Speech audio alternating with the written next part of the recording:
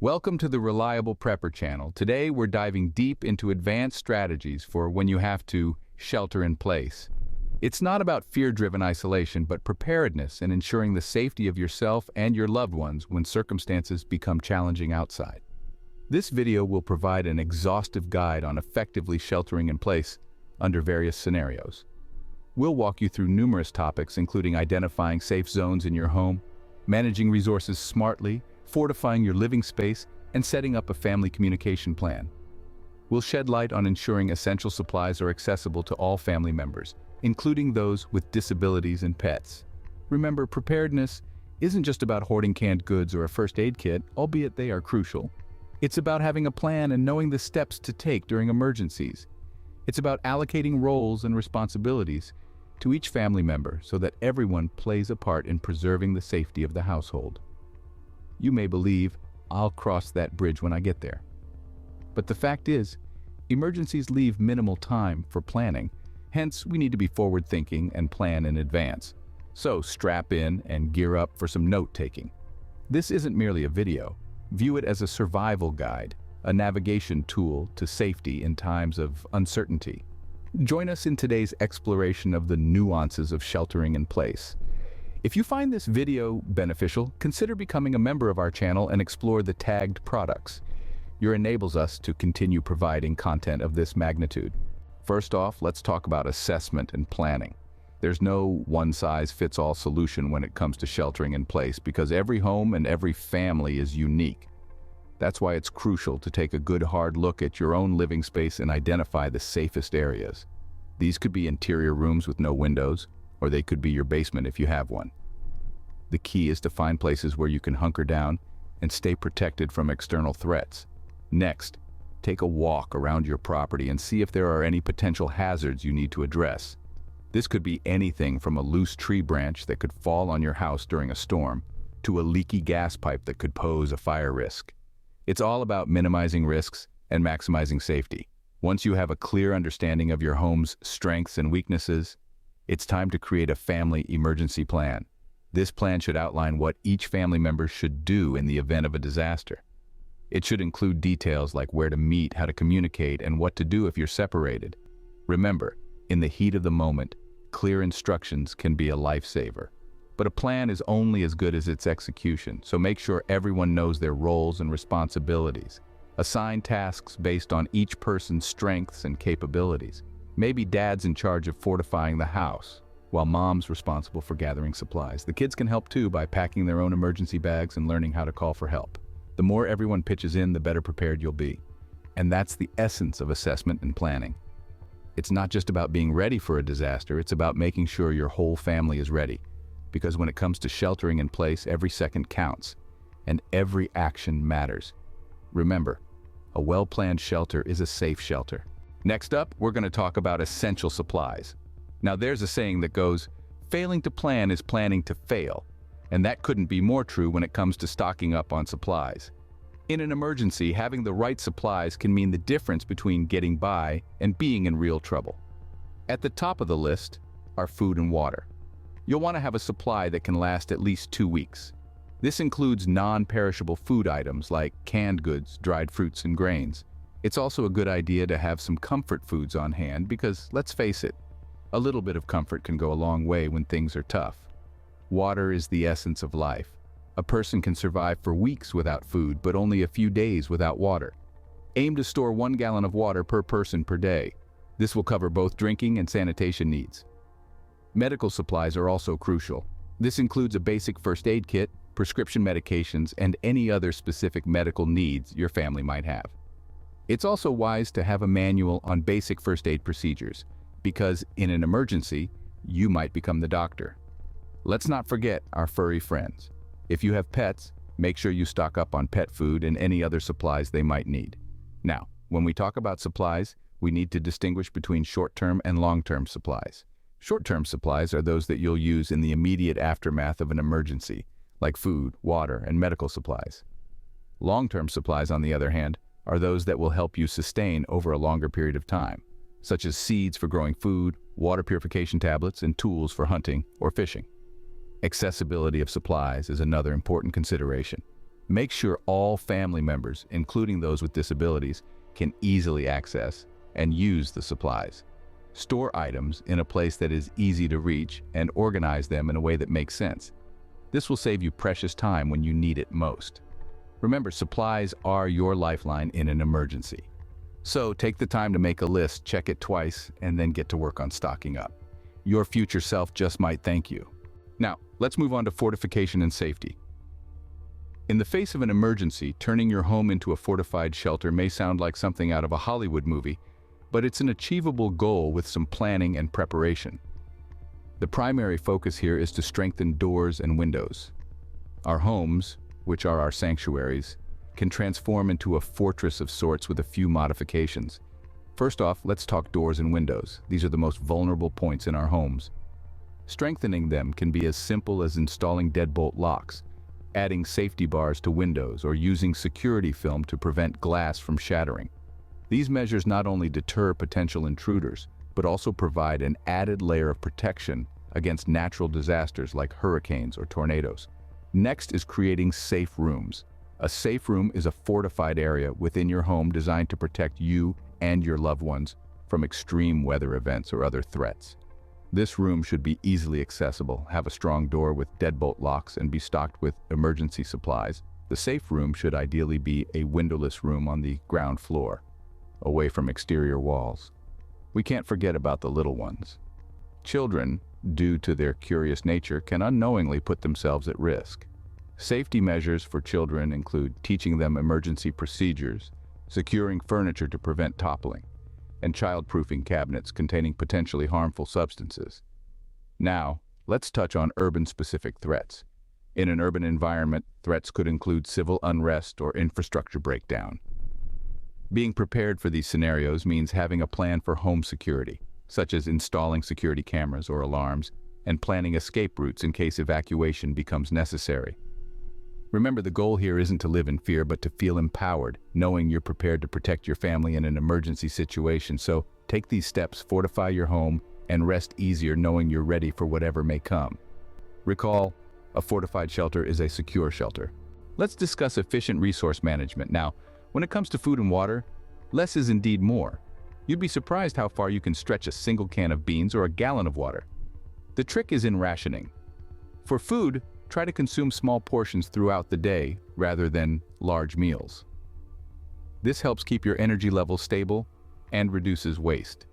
For water, remember that the human body needs about a half gallon per day for drinking alone. This doesn't include water for hygiene or cooking, so plan accordingly. And remember, water storage containers should always be clean and tightly sealed to prevent contamination. Now, let's talk about waste management. This can be a tricky area, especially if utilities are down. One solution is to designate a specific area of your home for waste. This could be a bucket lined with a plastic bag or a portable toilet if you have one. Always keep waste areas as far away from living and cooking spaces as possible to prevent the spread of disease. Lastly, let's touch on safe indoor cooking options. If the power's out, you might be tempted to break out the charcoal grill or propane stove. But remember, these are outdoor cooking methods. They produce carbon monoxide, which can be deadly in enclosed spaces. Instead, consider a canned heat product like Sterno or a portable butane stove. These are designed for indoor use and are much safer options. And there you have it, a few simple strategies to help you manage your resources more efficiently when sheltering in place. These tips can help you extend your supplies and maintain a healthier, safer environment. Remember, efficient resource management can make the difference between surviving and thriving. Now let's cover communication and staying informed. In times of emergency, having accurate and timely information is crucial. It can mean the difference between making a safe decision and one that puts you and your loved ones in danger. One of the best ways to stay informed is through a battery-operated or hand-crank radio. These devices can receive updates from local and national news stations even when the power is out. They can provide crucial information about weather conditions, emergency services, and local alerts. But communication isn't just about receiving information, it's also about sending it. Setting up a family communication plan is a vital step in emergency preparedness. This plan should include a list of important contacts like local authorities and family members, and a predetermined meeting point in case you get separated.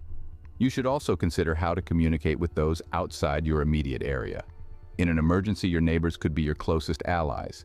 Establish a network of assistance by getting to know your neighbors and discussing emergency plans with them. You can help each other by sharing resources, information, and support. Community involvement is another important aspect of communication.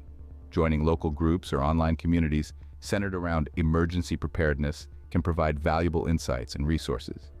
These communities often share tips, advice, and experiences that can help you better prepare for a variety of situations.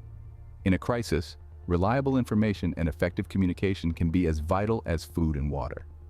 They can help you understand the situation, make informed decisions, and stay safe. But remember, information is only useful if it is accurate and reliable. Always verify information from multiple sources and avoid spreading rumors or unverified information. In the digital age, we're used to having information at our fingertips. But in an emergency, we may not have that luxury. That's why it's important to plan ahead, to know how you will stay informed and communicate with others when traditional methods may not be available. Remember, staying connected and informed can be your lifeline. Let's address mental health and activities. Sheltering in place is not just about physical safety, it's also about mental well-being. It's crucial to understand that stress and boredom can take a toll on us during such times. So, how do we cope? Well, first off, it's important to acknowledge our feelings and understand that it's okay to be scared or anxious. Sharing your worries with your family members can help alleviate some of this stress. If necessary, don't hesitate to reach out to mental health professionals, many of whom offer online consultations these days. Now, let's talk about boredom. It's an inevitable part of being cooped up at home for an extended period. But guess what? It's also an opportunity to learn, create, and engage with family members. You can read that book you've been meaning to get to, learn a new hobby, or play board games with your family. The goal is to keep your mind engaged and active. And speaking of active, physical exercise is a fantastic way to reduce stress and keep boredom at bay. Simple exercises, yoga, or even dancing can help keep you fit and mentally alert. Remember, a healthy mind resides in a healthy body. But what about the kids? Keeping children entertained and safe can be a challenge. It's important to maintain a routine for them. This could include online classes, playtime, and even chores. Encourage them to express their feelings through creative outlets like drawing or storytelling. This not only keeps them engaged but also helps them process their emotions in a healthy way. Lastly, don't forget to take breaks. Step away from the news, relax, breathe. Mindfulness and meditation can be beneficial in managing stress and anxiety. It's about finding a balance between staying informed and maintaining your mental health. Remember, mental health is just as important as physical safety. Now, let's address special considerations for disabilities. When sheltering in place, it's essential to accommodate everyone's needs. And this includes individuals with disabilities. To start, let's think about home modifications. Navigating a home during an emergency can be challenging for anyone, but it can be especially difficult for individuals with disabilities. To make things easier, consider installing ramps, grab bars, and non-slip flooring. Also, remember to keep pathways clear of clutter. These modifications can make a significant difference in a crisis situation. Next, let's discuss accessibility of supplies and medical needs. It's crucial to have a stockpile of necessary medications and medical supplies. And remember, it's not just about having these items on hand, but also about ensuring they're easily accessible. Consider the height of storage areas and the ease of opening containers. For those with visual impairments, labeling items in braille or large print can be helpful. Also, if there are dietary restrictions or specific food preferences due to a disability, make sure to account for these when stocking up on food supplies. It's equally important to ensure that everyone in the household knows where these items are stored and how to use them. Lastly, we need to talk about power. Many individuals with disabilities rely on medical devices that require electricity. Having a backup power source, such as a generator or a battery bank, is essential. Also, it's a good idea to have a list of all the devices that need power and their energy requirements. This can help you plan your energy usage efficiently. In summary, when planning for sheltering in place, it's crucial to consider everyone's unique needs. By making a few simple modifications, ensuring accessibility of supplies, and planning for power needs, you can create a safer and more accommodating environment. Remember, everyone's needs must be met for successful sheltering in place. All right, let's wrap this up. We've covered a lot of ground today, so let's take a moment to revisit the key points. We started by defining sheltering in place and emphasizing its importance. It's not just about waiting out a storm, it's about being prepared and safe at home when the world outside is unpredictable. Next, we dove into assessment and planning. Remember, it's crucial to identify safe areas in your home, assess potential hazards, and create a comprehensive family emergency plan. Everyone in the family should know their roles and responsibilities, ensuring a smooth execution when the need arises. After that, we discussed essential supplies. We're talking food, water, medical supplies, and even supplies for your pets. It's vital to have both long-term and short-term supplies and to ensure that they're accessible to everyone, including those with disabilities. We also touched on fortification and safety. Strengthening doors and windows, creating safe rooms, and planning for urban-specific threats are all part of this. And let's not forget the safety measures for children. Our conversation on resource management highlighted the importance of efficient use of food and water, waste management solutions, and safe indoor cooking options. It's all about making the most of what we have. We also talked about communication and information. Staying informed is key during emergencies, and setting up a family communication plan can be a lifesaver. It's also beneficial to establish a network of assistance and community involvement. Then, we discussed mental health and activities. Stress and boredom are common during emergencies, so having coping strategies and activities to stay mentally active are essential. Keeping children safe and entertained is equally important. We also considered special needs for those with disabilities. Modifying the home for easy navigation, ensuring supply and medical accessibility, and having backup power for medical devices are all necessary steps to ensure everyone's safety. Now, with all these points in mind, I encourage you to create and practice your emergency plan. The more familiar you are with your plan, the better you'll execute it when the time comes. And remember, this is an ongoing process. As we learn more and our circumstances change, our plans and preparations should evolve too. This is why it's important to stay connected with a community that shares the same concerns and experiences. Thank you for joining us today. If you found this video helpful, please consider subscribing for more tips, joining our community for support, and sharing your experiences in the comments. Stay safe, y'all.